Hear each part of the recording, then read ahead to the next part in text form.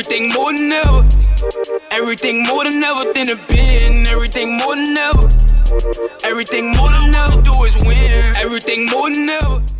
Like, yeah, like I said, academics was always light for me. You know what I'm saying? If you really sit and put your mind into it, I don't see how you couldn't do it. But, you know, everyone's different. Some people have learning disabilities. Some people, brain doesn't work as fast. You know what I'm saying? But, yeah, not me. Now, which ones did you go to, though? Which ones you know? The city list is too extensive. I remember PS 181 because it was like the wildest school I ever been to. PS 181 was K through 12. A school with 8 floors. That was literally preschool through high school. My sister got into a fight with a nigga in 6th grade when she was in like 2nd grade. Like, yeah, like, you know what I'm saying? Like, PS 181 was different. I remember we moved to Poughkeepsie when I was young, and then we went back to the city for a little bit and moved back again. I went to Krieger for a little bit for like fucking, I don't know, 3 months, 4 months or some shit, and that was different just because I didn't realize how many white people existed at one spot. You know what I'm saying? Like, I don't know, man. School was a trip. I don't remember school. I smoked too much weed. Like, school was a trip. I'm trying to remember school, and my mind's going back to elementary school. Like, nigga, like the high school memories and shit. Like, we gotta do a separate interview for that. I might need to star on camera for that one, cause sheesh, we went through some shit, boy. Playing football, just running the streets, being fuckboys. Like, we had some good days, I ain't gonna lie. We had some bad ones too, but we made the most of it.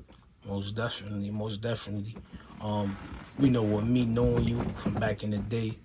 You had a lot of notable cribs, man. Vassar Gardens, Hoffman. Like get into them cribs, man. Them infamous cribs. You know what I mean? I don't know how it even happened. Like, I wasn't even popular enough for none of that shit. But I don't know how my house always ended up being like headquarters. It's because of my mom. I do know how. Fuck out of here. Like, my mom always fed people and is friendly and outgoing and likes people. You know what I'm saying? Like.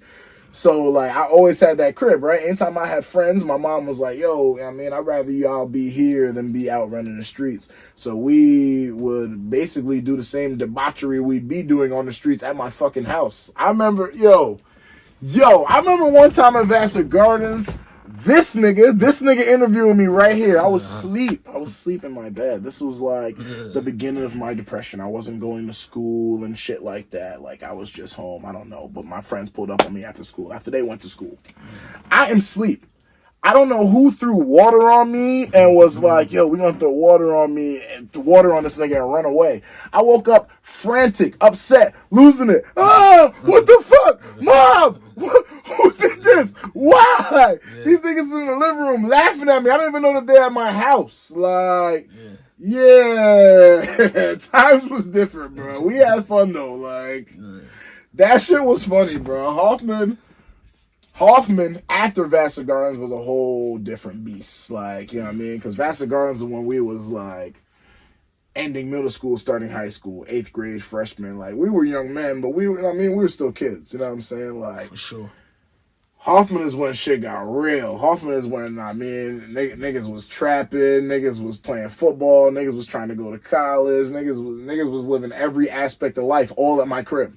Every day I'd have 15, 20 niggas, like, at my crib or on my block. I don't even know how. Like I said, I was not popular. I was not on the list of top 150 for Homecoming King. Right? I don't know how my crib ended up being the crib, but my mom made good food and she's real friendly, and I guess I was cool enough. So yeah. Man, for real. Shout out to Miss Gibb, man. But yo, that shit made me tight, by the way. You know what I mean? I'm a fat boy. I was very upset that she was giving all my leftovers away all the time. I don't appreciate it. You know what I mean? Those were in the food stamp days, but, you know, we don't have those anymore. You know what I mean? I don't look like I'm hungry for it, but mentally, I could have used those meals today.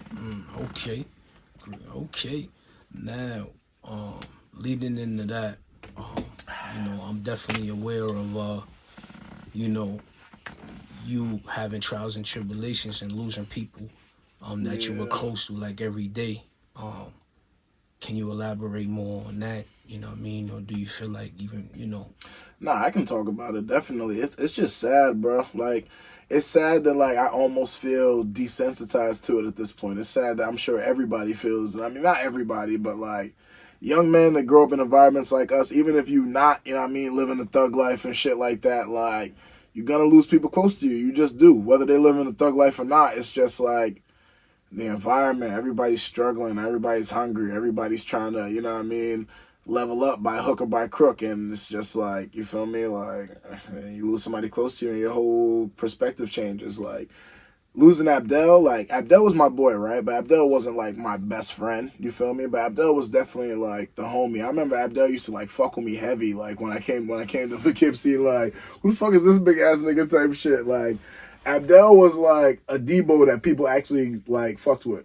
Like, Abdel was an absolute bully, but everybody loved him. It didn't make no sense. I never seen nothing like it before in my life, swear to God. Like, when he passed, that was, like, unrealistic, especially because of the way he passed, like killed by the police, like not even like, you know what I'm saying, like, oh, he passed away, something happened, or I don't even know what to say, because it's always like that.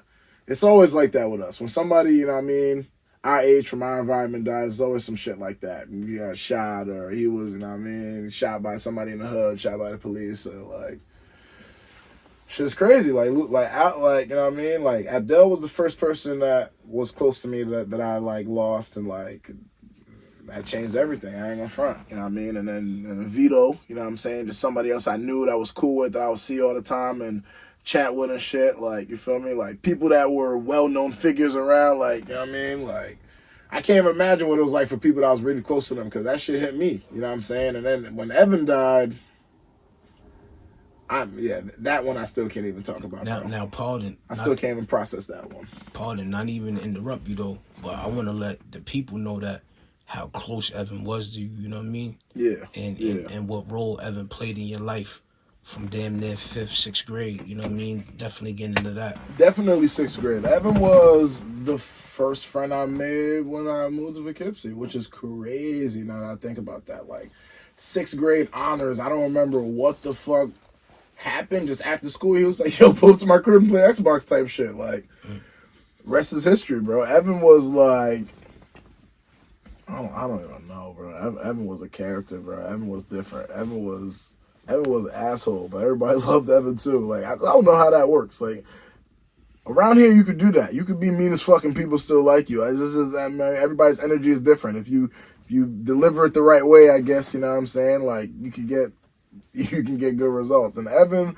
was a solid motherfucker. That's when I describe Evan, that's what I think about. Somebody who was like firm in his stance no matter what, even if he knew he was wrong. You know what I'm saying? And like, as upsetting as that was being his friend sometimes, I always respected that. Like, it takes a special kind of person to move like that. You know what I'm saying? Like, I miss Evan a lot, man. Evan was like...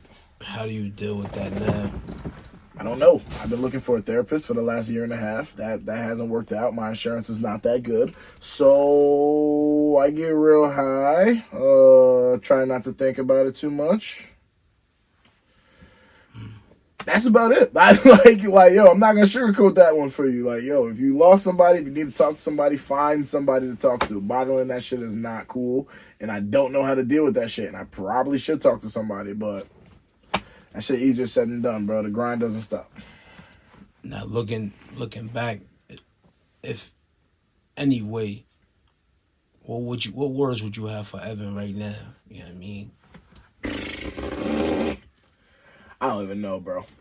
Truly, I don't even know. I can't even process his death. Like, if I on some anime shit had like a dream where I like seen Evan or some shit, like, I think I'll just hug him. And be like, yo, I miss you, bro. Like, damn, bro, a lot done happened. Like, you know what I mean? Erskine had a baby. Fucking, you know what I'm saying? Like, Auburn had a baby. All of our friends had kids. Fucking Jeremy got married. You doing big things, bro. Fucking DJing all over the place, working all over the world. Shit, I said, I'm multinational. This motherfucker here, boy. This nigga be... Nigga, I call this motherfucker. He'd be like, yo, I'm in town, bro. I call him the next day. Like, yo, what's up? We linking? Nah, I'm in Cincinnati. Like, what the fuck? Like, Cincinnati? Like, yeah, for sure. Like,